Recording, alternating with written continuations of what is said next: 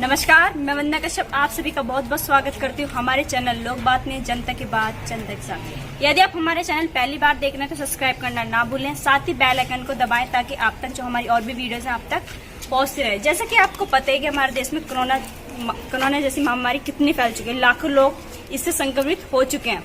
क्या आपको पता था कि ऐसी आपदा हमारे देश में आएगी? कभी किसी को भी नहीं पता था कि ऐसी आपदा आएगी, लॉकडाउन इस तरह से पड़ जाएगा।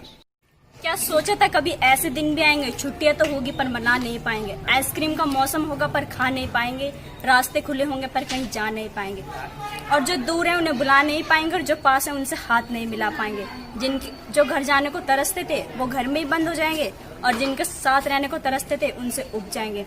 कैलेंडर हो जाएंगे यूं ही बेमान, यूं ही दिन रात बिताएंगे, साफ हो जाएगी हवा पर चैन की सांस नहीं ले पाएंगे। क्या सोचा था कभी ऐसे दिन भी आएंगे? जो बड़े बड़े लोग अपने खुद को बात से समझते थे वो भी मदद को हाथ फैलाएंगे। क्या सोचा था कभी ऐसे दिन भी आएंगे? आप सभी ने देख रहे होंगे लॉकडाउन कितने 2 महीने हो चुके हैं, कितनी सभी को कितनी दिक्कत हुई है। 10वीं 12वीं के छात्र, कॉलेज के छात्रों को कितना पढ़ाई में दिक्कत हुई है, लॉस हुआ है, आर्थिक स्थिति, इकोनॉमी में कितना प्रभाव पड़ा है। तो लॉकडाउन के दौरान मैं आपको यही बताना चाहती हूँ कि लॉकडाउन शायद हमारे ऐसा है कि शायद लोग अपनी संस्कृति भूल गए थे। वही पहले हाय हेलो होती थी, अब वही सब लोग हाथ जोड़कर नमस्ते कर रहे हैं। लोग साफ सफाई रखना भूल गए थे, शायद साफ सफाई रख रहे हैं। लोग बहुत कुछ मूवीज देखते थे, अब वही सब लोग रामायण और महाभारत इन समय में देख रहे हैं। चलिए अब हम जानेंगे, हमारे साथ एक छात्र मौजूद हैं, 12वीं के छात्र, उनसे हम जानेंगे कि क्या। सर आपका नाम? शोभित। तो सर आपको पता ही है कि जो एग्जाम्स, आपको पता है 10th 12th के एग्जाम अटक चुके हैं, और अब सुनने में आ रहा है कि जुलाई के 1 से 15 के बीच में एग्जाम होने वाले हैं। मतलब कैसे, अब आपने सोचा होगा, आपने पूरी तैयारी कर ली होगी, अब आपके एग्जाम्स अटक चुके हैं, रह गए, अब कॉलेज का प्रोसेस आपको क्या करना है, तो आपका मतलब क्या कहना है इस बारे में? आप क्या कहेंगे? अभी जो है सीबीएसई ने डेट तो दे दी है, एग्जाम की डेट दे दी है सीबीएसई ने, पर अभी लगता नहीं है कि जितने हमारे कोरोना केसेस इंक्रीज हो रहे हैं डे पर डे, तो एग्जाम के चांस अभी लगते नहीं है बिल्कुल भी। और जो है ये बच्चों का जो इस साल का हमारा सबका ईयर भी खराब होने के बिल्कुल चांस हैं। अगर कोरोना केस अभी बढ़ते ही जा रहे हैं, अगर वो कम भी हो गए तो फिर भी सेटलमेंट होने में, बिल्कुल नॉर्मल होने में बहुत टाइम लग जाएगा। मेरे साथ एक छात्र मौजूद है, उनसे जानते हैं। आपका नाम है? मेरा नाम प्रियंका। आप कौन सी ईयर की छात्र हैं? फाइनल ईयर की स्टूडेंट।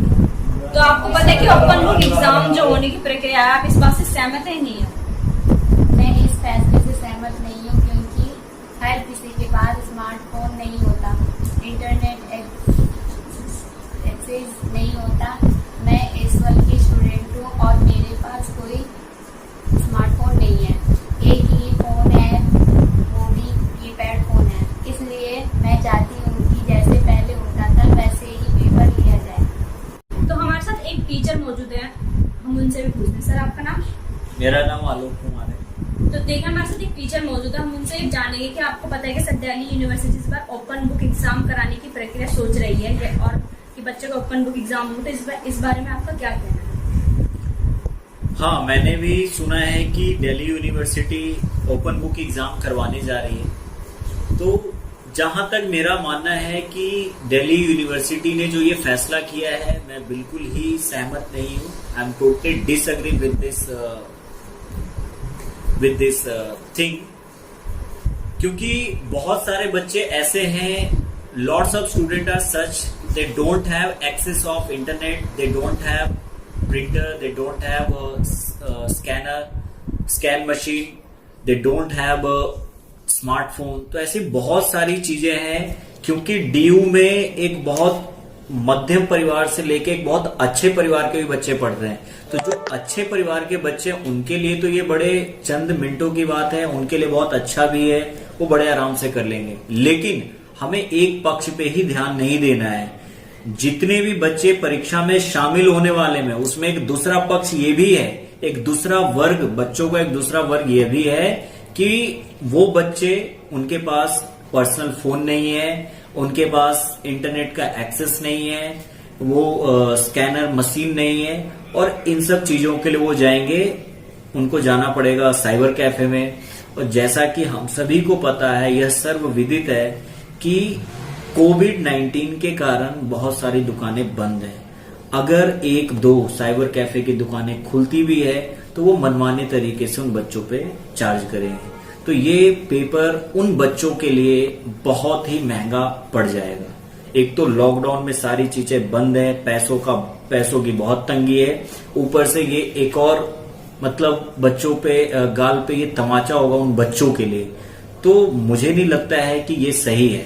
हाँ, कुछ वर्ग के बच्चों के लिए सही है, लेकिन एक वर्ग वहां ऐसे भी है जो खड़े हैं बच्चे, उनके लिए बिल्कुल भी सही नहीं है। तो दिल्ली यूनिवर्सिटी को कुछ अलग फैसला लेना चाहिए। पर सर मेरा कहना है कि दिल्ली यूनिवर्सिटी ने कुछ सोच समझ के फैसले ले, ओपन बुक एग्जाम होने चाहिए, क्योंकि इसके अलावा उनके पास कोई ऑप्शन भी नहीं, क्योंकि कोरोना के केसेस आप देख रहे हैं किस हिसाब से बढ़ रहे हैं। ऑप्शन क्यों नहीं है? अब धीरे धीरे आप ये देख रहे हो कि सरकार, गवर्नमेंट जो है, क्योंकि ये जो बीमारी इतनी आसानी से जाने वाली नहीं है, हमें इस बीमारी के साथ कदम से कदम मिला के चलना पड़ेगा और इसी के साथ जीना पड़ेगा। अब कब तक किन चीजों को टाल के इस तरीके से उस तरीके से करते रहोगे?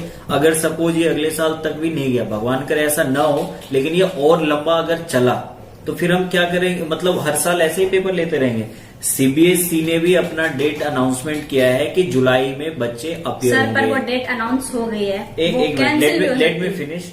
तो सीबीएसई ने क्या कहा है? सीबीएसई ने अनाउंसमेंट किया है कि बच्चे अपियर होंगे और पेपर देंगे, अपने साथ सैनिटाइजर लाएंगे, मास्क पहन के आएंगे, ग्लव्स लेके आएंगे। तो सुरक्षा की जितनी भी शर्तें हैं हम उसको पूरा करें और बच्चों को बुलवा के पेपर दिया जाए। हाँ, अगर आप ऐसा करना चाहते हैं तो वही 3 घंटे के बजाय 2.5 घंटे करें, लेकिन पेपर बुला के ही लिया जाए।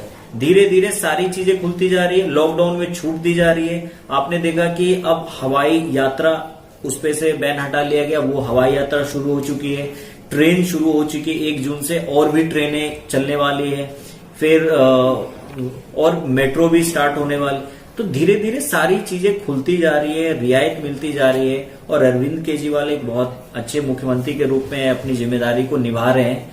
तो दिल्ली यूनिवर्सिटी को भी फैसला अलग करना चाहिए और जैसे हर साल पेपर होता है, सेंटर पड़ता है, बस एक बात मैं जरूर कहना चाहूंगा कि बच्चों का सेंटर बहुत दूर नहीं इस बार भेजना चाहिए उनको। जो भी नियरेस्ट सेंटर हो, बच्चों के घर के आसपास ही वहीं का सेंटर दें, ये ज्यादा अच्छी बात होगी। इससे उनको ज्यादा दूर भी नहीं जाना पड़ेगा, वो बीमारी से बचे रह सकते हैं। आप ये मैंडेटरी कर दें कि वो अपने साथ सैनिटाइजर लेके जाएं, मास्क पहन के आए, ग्लव्स पहन के आए और उसी तरीके से आप बिठाएं। दिल्ली यूनिवर्सिटी के पास कॉलेज की बिल्कुल कोई कमी नहीं है, बड़े आसानी से दिल्ली यूनिवर्सिटी सारे बच्चों की परीक्षा ले सकती है। थोड़ा लेट हो सकता है और वैसे ही परीक्षा ले, यही एक सही प्रक्रिया है। तो आइए जानते हैं, हमारे साथ 2 शख्स और मौजूद हैं। सर आपका नाम? मनोज शर्मा। क्या काम करते हैं? मैं बिजनेसमैन हूँ। सर मैं आपसे पूछना चाह रही हूँ कि लॉकडाउन 4th चरण में पहुंच चुका है, बहुत सी चीजें दिल्ली में खुल चुकी हैं और यूपी में भी बहुत सी छोटी छोटी दुकानें हैं खुल चुकी हैं। तो इस बारे में आपका क्या कहना है कि लॉकडाउन खुलने के बाद भी केसेस कितने बढ़ रहे हैं, आप देख रहे हैं? नहीं, केसेस तो बढ़ ही रहे हैं, केसेस तो बढ़ेंगे, इससे तो आप मुंह नहीं मोड़ सकते। वो तो ठीक है, आप बढ़ेंगे, पर लोगों के हिसाब से आपका क्या कहना है? मतलब खुलना चाहिए, लोग के काम रुके हुए हैं, कितना आपको दिख रहा है सब नहीं, चीजें? लॉकडाउन खुलना तो चाहिए। अर्थव्यवस्था कैसे चलेगी? अगर बंद ही करा तो 1 साल के लिए बंद कर दो, पैसा कहाँ से आएगा? पब्लिक कहाँ जाएगी? गरीब वो आदमी आपकी कहाँ बात जाएगा? ठीक है, खुलना चाहिए लोगों को, क्योंकि इस हमें इस बीमारी के साथ ही अब चलना है। अभी तो आप देख रहे हैं स्कूल कॉलेजेस बंद हैं, अधिकतर चीजें खुल भी चुके हैं, लोग जा भी रहे हैं, पर इस हिसाब से खुलना चाहिए। लोग अफरा तफरी कर रहे हैं, मतलब इस बारे में आपका क्या कहना है? अफरा तफरी करने वाले वही पछताएंगे। अगर आपको खुद को सेफ रखना है तो आपको फॉलो करना पड़ेगा इसको, जिसकी बताई गई है वो सारी फॉलो करो, लॉकडाउन खोल सकते हो। सर आपका नाम? मेरा नाम किरण, आप क्या काम करते हैं? मैं एक प्राइवेट एम्प्लॉय हूँ, तो मैं दिल्ली में आपसे काम करता हूँ। मैं आपसे पूछना चाहूंगी कि सर जो गरीब लोग हैं, मजदूर लोग हैं, वो गांव के प्लान कर चुके हैं, वो अब वापस आएंगे। इनमें इस बार मतलब छोटे छोटे बच्चे, मतलब बहुत से लोग, अधिकतर 80% लोग गांव के प्लान कर चुके हैं, वो वापस आएंगे या नहीं आएंगे, इस बारे में आपका क्या कहना है? देखो ऐसा है, ये ठीक है, चले गए हैं, इन्होंने गलती की है, फिर भी अगर ये आना चाहेंगे, लेकिन परेशान होकर के गाँव से आएंगे। अभी यहाँ से चले गए, ठीक है, लॉकडाउन का इन्होंने गलती किया है, चले गए, लेकिन अगर वहाँ भी गांव में जाकर के 1 महीने तक कुछ आराम करेंगे, बट बाद में इनको परेशानी होगी, वहाँ भी बोर हो जाएंगे। उसके बाद में जो है इनके पैसे खत्म हो जाएंगे, फिर इनके पैसे खत्म हो जाए, कर्जा लेकर के फिर इधर को दिल्ली, NCR इधर की तरफ हम को नहीं भागेंगे। कह सकते कि वो वापस आएंगे, ऐसा जरूरी नहीं है, क्योंकि उनका वो रोज करते थे, पैसा कमाते थे, खाते थे। अब क्या उन्हें अब इस डर ये रह गया, क्या पता ऐसी आपदा फिर कभी ना आ जाए, तो इसलिए क्या पता वो दिल्ली ना आए, तो इस बारे में फिर मतलब क्या? नहीं, ऐसा कुछ नहीं हो सकता, आएंगे जरूर वे, क्योंकि गांव में रोजगार ही नहीं है।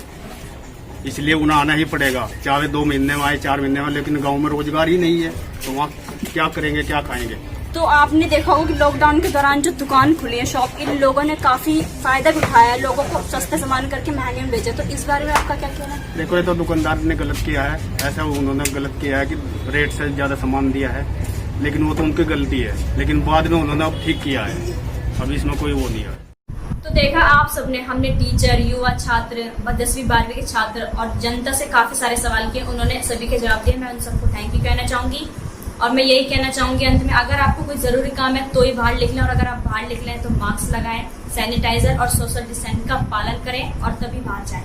और घर आपसे यही कहना चाहूंगी, घर पे रहें, स्वस्थ रहें और अपने परिवार का ध्यान रखें। हमारे साथ जुड़े रहिए। लोक बात, जनता की बात, जनता के साथ। Thank you.